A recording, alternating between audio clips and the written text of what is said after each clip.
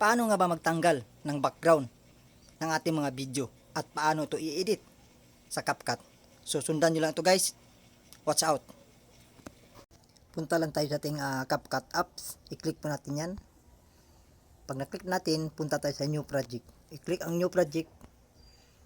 Tapos dapat may video na kayo naka-ready para i-edit nyo at tanggalan nyo ng background. Hanap tayo dito ng video para tanggalan natin ang background kagaya nito. Tapos pag nakapili ka na, add sa new project. Tapos ito na, tanggalan na natin ng boses para hindi malito at hindi magkagulo ang ating tutorial. So ito na, kapag andito na tayo, ganito pagtanggal ng background ng ating video. I-click mo lang yung video. Tapos pag may puti na siya, hanapin lang natin dito ang remove BG. Ito, i-click yung remove BG. Tapos auto removal, i-click.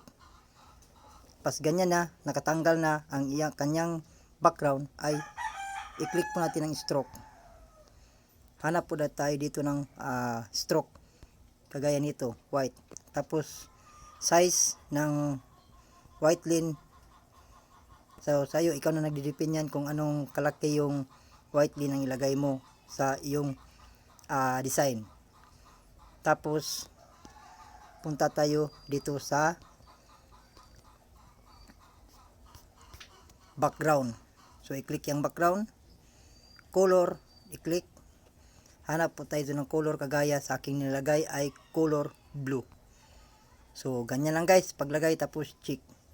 So ganyan lang paglagay ng background or pagtanggal ng background at magpalit tayo ng background sa ating mga video.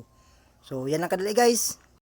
So ganun lang kadali. Sana may natutunan kayo sa binigay kong tips kung paano magtanggal ng background. So yan lang guys, follow and share.